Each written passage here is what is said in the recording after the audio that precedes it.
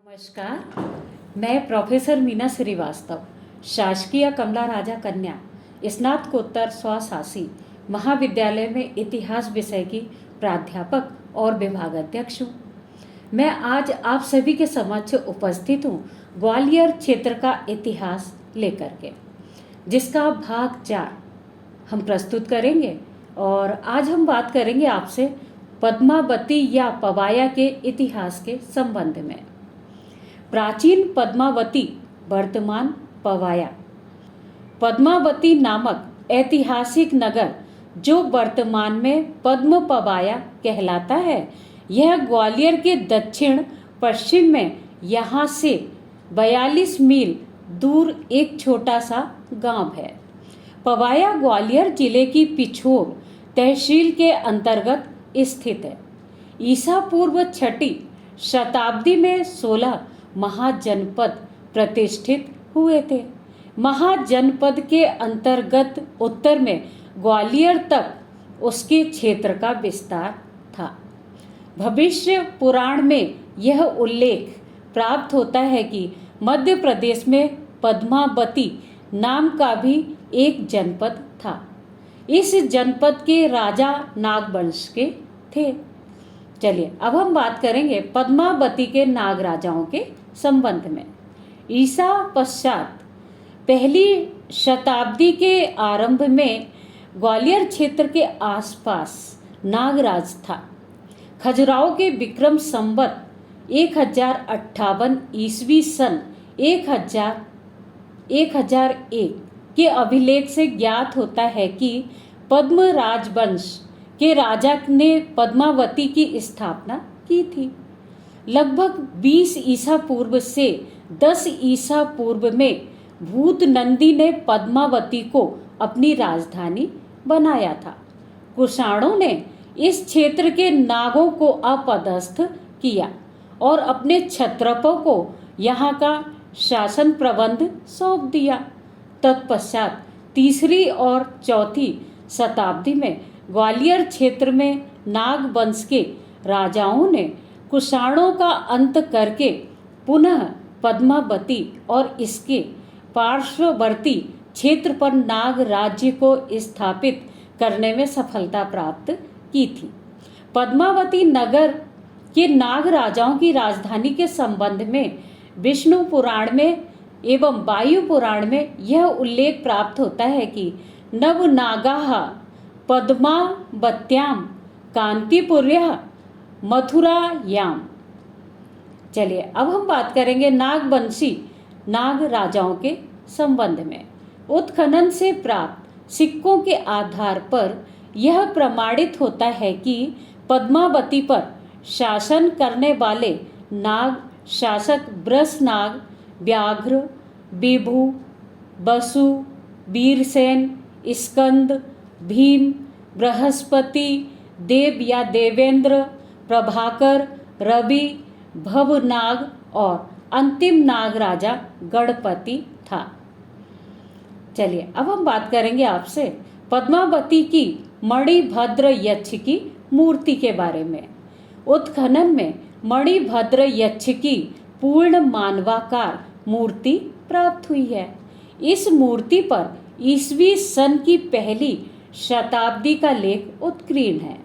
लेख की लिपि ब्राह्मी है। इस अभिलेख से यह ज्ञात होता है कि राजा स्वामिन शिव नंदी के राज्य काल के चतुर्थ वर्ष में किसी लोक निकाय के कुछ सदस्यों ने यह यक्ष मणिभद्र की एक मूर्ति अर्पित की थी। सार्थवाहों के समाज में यक्ष को विशेष स्थान मिला था। पद्मावती तत्कालीन महापथों का एक विशिष्ट केंद्र था। मध्य क्षेत्र से गुजरने वाले यात्रीगण यक्ष मणिभद्र की उपासना करते थे और उनसे अपने व्यापारिक लाभ प्राप्ति के लिए वंदना भी करते थे। चलिए अब हम आपसे बात करेंगे सुवर्ण बिंदु धूमेश्वर महादेव मंदिर के संबंध में। पद्मावती के नाग राजा भार शिव थे। यह शिव के परम भक्त थे। नाग राजाओं ने शिव को अपने साम्राज्य के प्रधान उपास्य देव के रूप में प्रतिष्ठित किया था। नवनाग ने नवनाग वंश की स्थापना की, जिसका वास्तविक नाम भार शिव था। वह कुषाण शासक वासुदेव अंतिम ज्ञात तिथि 176-77 ईस्वी है, इसका समकालीन था। उसने लगभग 140 ईस्वी से 170 ईस्वी तक राज्य किया। नवनागों में भार शिव में वृषनाग को पद्मावती का संस्थापक माना जाता है। इस वंश का अंतिम राजा गणपति नाग था, जिसका शासनकाल 310 ईस्वी से 344 ईस्वी तक था। भवभूति के अनुसार पद्मावती नगरी सिंधु और पारा नामक 2 नदियों से घिरी हुई है। इसके समीप ही पर्वत है तथा सिंध और मधुमती महुवर का पवित्र संगम है। इस संगम पर प्राचीन काल से प्रतिष्ठित सुवर्ण बिंदु अर्थात कि शिव का मंदिर है, जो आज भी है। यह प्राचीन काल में तीर्थ स्थली था। वर्तमान में यह सोनेंदु के नाम से जाना जाता है।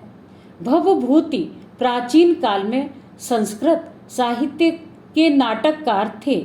उन्होंने मालती माधवम नामक नाटक में पद्मावती का वर्णन किया है। भवभूति का समय 700 ईस्वी से 760 ईस्वी के मध्य का माना जाता है।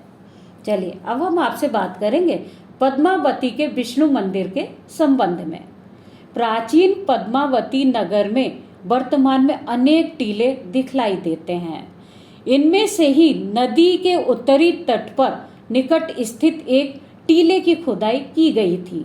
उस खुदाई में एक विष्णु मंदिर के अवशेष प्राप्त हुए हैं। इन्हें हमने पवाया जाकर के अथवा पद्मावती जाकर के देखा है, इसका निरीक्षण भी किया है। ग्वालियर गजेटियर में यह उल्लेख प्राप्त होता है कि एक टीले की खुदाई से एक महत्वपूर्ण सीढ़ीदार ईंट की संरचना का पता चलता है, जिसमें एक के ऊपर एक उपर्युक्त अनुपात में घटते हुए 3 चबूतरे हैं। ऐसा दिखाई देता है कि सबसे ऊपर का चबूतरा किसी समय ऊपरी रचना को सहारा देता था, जो कि मंदिर रहा होगा। नीचे अन्य 2 चबूतरे कदाचित उक्त रचना के चारों ओर प्रदक्षिणा पथ का काम देते होंगे। मंदिर विष्णु मंदिर जैसा लगता है। मंदिर की प्रतिमा मिलने एवं ब्राह्मण धर्म संबंधी मृण्मयी मूर्तियों से पता चलता है। इस स्थल पर मृत्तिका निर्मित अनेक छोटी बड़ी सुंदर मूर्तियां प्राप्त हुई हैं, जो संभवतः किसी समय मंदिर की पार्श्व भित्तियों को अलंकृत करती थी। यह अधिकांशतः टुकड़ी में है और कोई भी यथा स्थान प्राप्त नहीं हुई है।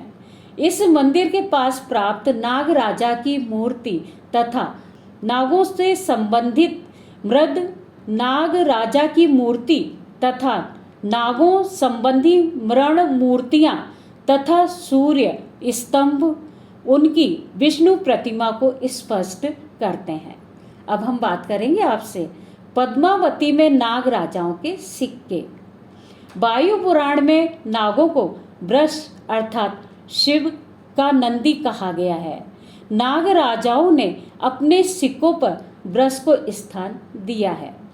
इसके साथ ही शिव के उपासक होने के कारण नाग राजाओं ने अपने सिक्कों में नाग छत्र, पार्वती का वाहन सिंह, स्कंद का वाहन मयूर, शिव का परम अस्त्र त्रिशूल लिए हुए चंद्र, कलश लिए हुए गंगा की आकृति आदि के लांछन से युक्त सिक्के निर्मित करवाए थे और ये सिक्के अनेकों संख्या में प्राप्त हुए हैं।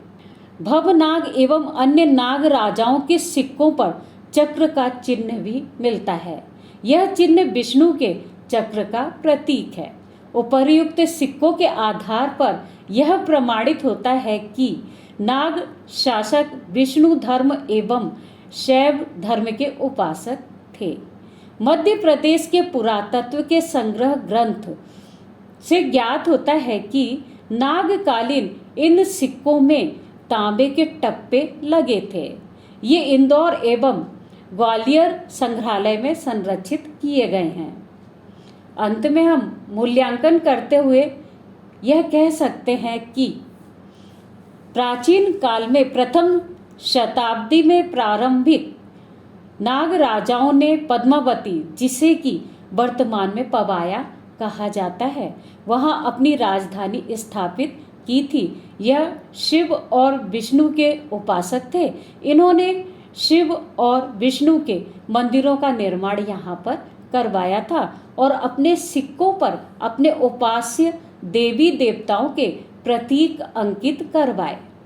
ये सभी प्रमाण प्राचीन पद्मावती की मूर्ति एवं मंदिरों के व्यवहारिक स्वरूप को उद्घाटित करते हैं। पद्मावती के इन शासकों ने कुषाणों को पराजित कर यहाँ पर विदेशी सत्ता को समाप्त किया और हिंदू संस्कृति के विकास में सहायता की, जो कि भारतीय इतिहास के स्मरणीय पहलू हैं। चलिए अब हम अगले चैप्टर में आपके साथ वार्तालाप करेंगे कच्छप घात राजवंश के संबंध में, उनके राजनीतिक और सांस्कृतिक इतिहास के बारे में। सादर धन्यवाद। Thank you.